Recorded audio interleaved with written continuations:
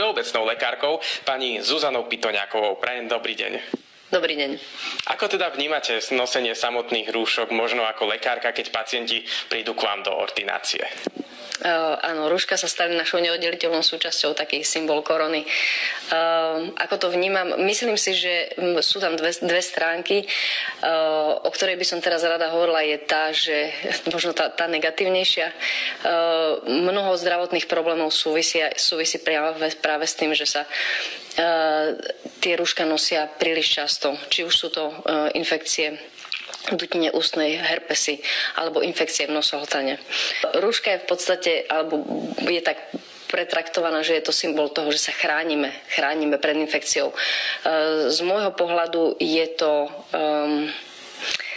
nie úplne správne videnie, pretože my pred infekciami sa chránime úplne inak ako nosením rúšok. A to hlavne zvýšenou hygienou rúk, tým, že možno meníme návyky a že si rukami toľko nesiahame na vlastnú tvár a hlavne tými úplne najzákladnejšími vecami, ktorými sa buduje imunita.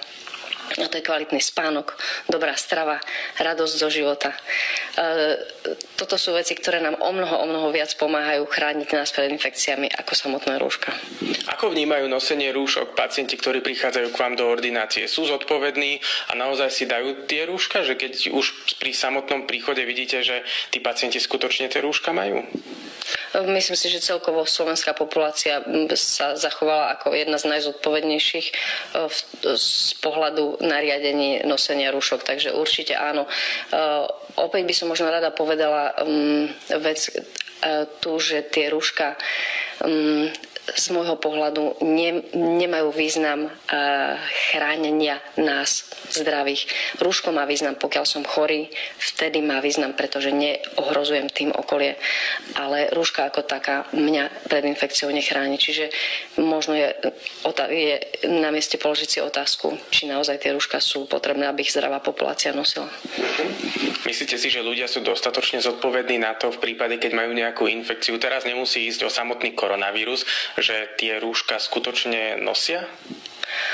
Ja si myslím, že médiá v tomto zohrávajú úžasnú a kľúčovú rolu a tak ako dokázali v podstate zmobilizovať celý národ na to, že sme fakt nosili tie rúška poctivo, kde sme mali aj nemali, že sme menili svoje správanie. Myslím si, že sme dostatočne inteligentná populácia na to, aby sme boli zodpovední. Len treba o týchto veciach hovoriť. Mňa by ešte zaujímalo, čo môže spôsobiť nosenie rúšok. My sme to na začiatku teda spomenuli, keď si to trošku rozmeníme na drobné, čo spôsobuje nosenie tých rúšok. Mnoho ľudí má napríklad nejaké v miestach, kde to rúško nosia. Čiže aký je váš názor na toto? Jasné. Čo v súvislosti s nosením rúšok sú, povedala by som, že viacero rovín nežiaducich účinkov. Jednak sú to tie lokálne, ktoré sa prejavujú práve v dutine ústnej alebo na perách, rôzne defekty kožné, v nosovej sliznici veľmi často. Potom sú to ale aj mnohé iné príznaky, ktoré si myslím, že tiež tým súvisia. Napríklad mnoho ľudí je nedostatočne počujúcich a pomáhajú si častokrát tým, že odčítajú spier. Tým, že toto možné nie je, sú o mnoho unavenejší a o mnoho, povedala by som, že tá kvalita života sa im mení. Takisto môžete si to aj sám na sebe odskúšať, keď idete po čerstvom vzduchu, dajte si rúšku na seba, dýchajte chvíľku a potom si ju dajte dolu, aký ohromný rozdiel to je. Čiže naozaj pre naše tela nie je prirodzené rúška nosiť a nemyslím si, že z dlhodobého hľadiska je to zdravé, práve naopak. Aké je z vášho pohľadu nosenie rúšok pre seniorov samotných, ktorí môžu mať aj iné zdravotné problémy, ale sú zároveň aj rizikovou skupinou? Je pre nich náročné nosenie takýchto rúšok?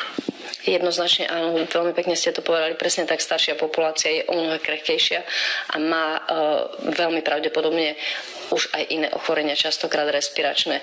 Nosenie rúšok naozaj znižuje výmenu plynov, znižuje príjem kyslíka spôsobuje, že tí ľudia naozaj sa im subjektívne ťažšie dýcha a opäť zdôrazňujem, je bezpredmetné, aby človek, ktorý nemá respiračnú infekciu, nosil rúško, pretože to ho nejako nechráni. Napríklad aj prenos iných respiračných infekcií, ktoré si myslím, že sprevádzajú naše životy rok čo rok minimálne dvakrát na jar a na jeseň, bude podstatne nižšie. Mohla som to vidieť aj v našej ambulancii a aj od kolegov mám informácie, že respiračné infekcie krásne klesli a je to práve preto, že sme sa začali správať zodpovednejšie.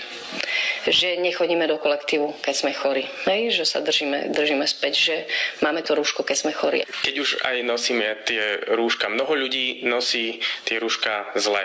Majú ich nasadené, tak povediac, pod nosom. Ako správne by tí ľudia, keď už aj chcú to okolie chrániť, mali to rúško nosiť?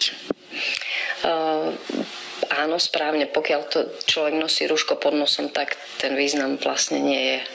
Stráca sa úplne. Je možno tak opticky, že áno, mám rúško na sebe, ale nemá význam prakticky žiadny. Čiže ak má niekto rúško pod nosom, tak ako keby ho ani nemal. Povedala všeobecná lekárka pani Zuzana Pitoniaková. Ďakujem veľmi pekne. Dovidenia, ďakujem aj ja.